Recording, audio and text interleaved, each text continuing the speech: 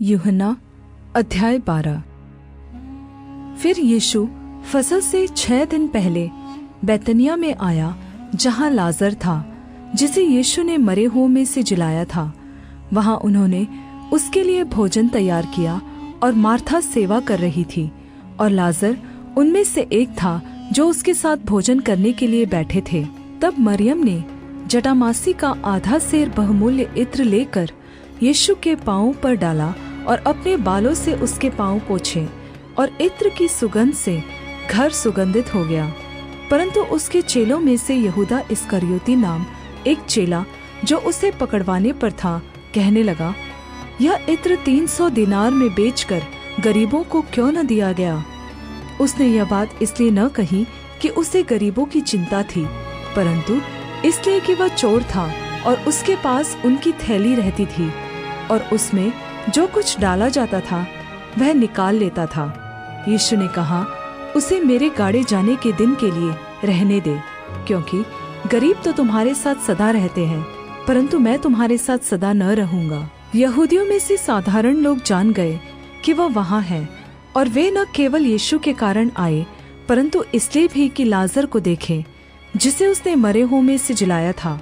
तब प्रधान याजकों ने लाजर को भी मार डालने की सम्मति की, क्योंकि उसके कारण बहुत से यहूदी चले गए और यीशु पर विश्वास किया।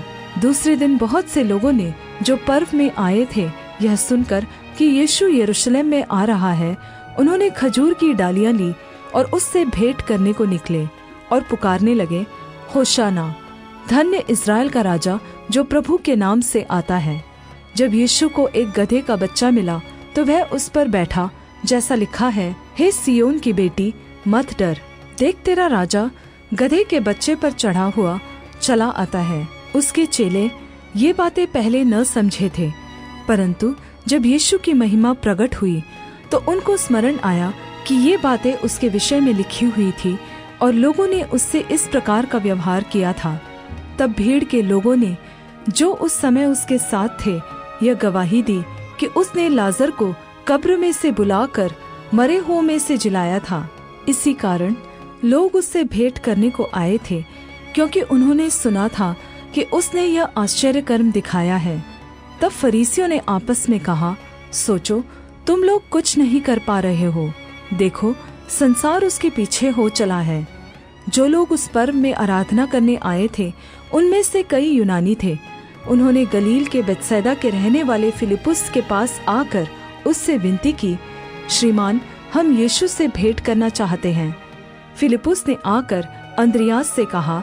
तब अंद्रियास और फिलिप्पुस ने यीशु से कहा। इस पर यीशु ने उनसे कहा, वह समय आ गया है कि मनुष्य के पुत्र की महिमा हो। मैं तुमसे सच सच कहता हूँ कि जब तक गेहूं का दाना भूमि में पड़कर मर नहीं जाता, वह अकेला रहता है, परंतु जब मर जाता है तो बहुत फल लाता है।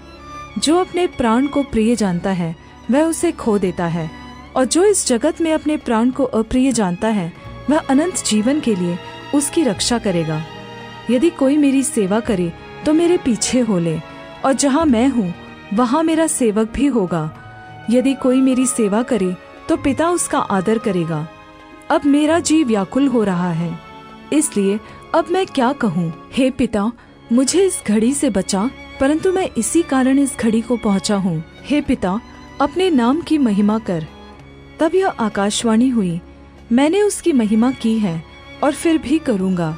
तब जो लोग खड़े हुए सुन रहे थे, उन्होंने कहा कि बादल गरजा, औरों ने कहा कोई स्वर्गदूत उससे बोला। इस पर यीशु ने कहा, यह शब्द मेरे लिए नहीं, परंतु तुम्हारे लिए आया है। अब इस जगत का न्याय होता है। अब इस जगत का सरदार निकाल दिया जाएगा, और मैं यदि पृथ्वी पर से ऊंचे पर चढ़ाया जाऊंगा तो सबको अपने पास खींचूंगा। ऐसा कहकर उसने यह प्रकट कर दिया कि वह कैसी मृत्यु से मरेगा। इस पर लोगों ने उससे कहा, हमने व्यवस्था की यह बात सुनी है कि मसीह सर्वदा रहेगा, फिर तू क्यों कहता है कि मनुष्य के पुत्र को ऊंचे पर चढ़ाया जाना अवश्य है। यह मनुष्य का पुत्र कौन है? यीशु ने उनसे कहा, ज्योति अब थोड़ी देर तक तुम्हारे बीच में है। जब तक ज्योति तुम्हारे साथ है, तब तक चले चलो, ऐसा न हो कि अंधकार तुम्हें आ घेरे। जो अंधकार में चलता है वह नहीं जानता कि किधर जाता है। जब तक ज्योति तुम्हारे साथ है, ज्योति पर विश्वास करो कि तुम ज्योति के संतान बनो। ये बातें कहकर यीशु चला गया और उनसे छिपा रहा।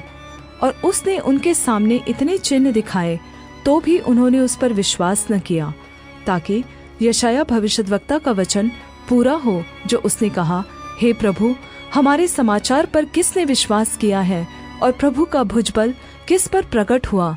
इस कारण वे विश्वास न कर सके, क्योंकि यशायाह ने यह भी कहा है, उसने उनकी आंखें अंधी और उनका मन कठोर किया है। कहीं ऐसा न हो कि आंखों से देखे और मन से समझे और फिरे और मैं उन्हें चंगा करूं। यशायाह ने ये बातें इसलिए कही कि उसने उसकी महिमा देखी और उसने उसके विषय में बातें की। तो भी सरदारों में से भी बहुतों ने उस पर विश्वास किया, परंतु फरीसियों के कारण प्रगट में नहीं मानते थे, ऐसा न हो कि आराधनालय में से निकाले जाए, क्योंकि मनुष्यों की प्रशंसा उनको परमेश्वर की प्रशंसा से अधिक प्रिय लगती थी। यीशु ने पुकार कर कहा, जो मुझ पर विश्वास करता है वह मुझ पर नहीं वरन मेरे भेजने वाले पर विश्वास करता है, और जो मुझे देखता है वह मेरे भेजने वाले को देखता है।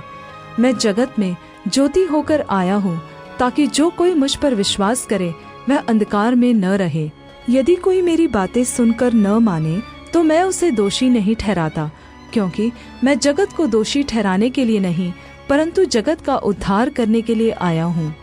जो मुझे तुच्छ जानता है और मेरी बातें ग्रहण नहीं करता है, उसको दोषी ठहराने वाला तो एक है, अर्थात जो वचन मैंने कहा है वह अंतिम दिन में उसे दोषी ठहराएगा। क्योंकि मैंने अपनी ओर से बातें नहीं की, परंतु पिता जिसने मुझे भेजा है उसी ने मुझे आज्ञा दी है कि क्या क्या कहूँ और क्या क्या बोलूँ।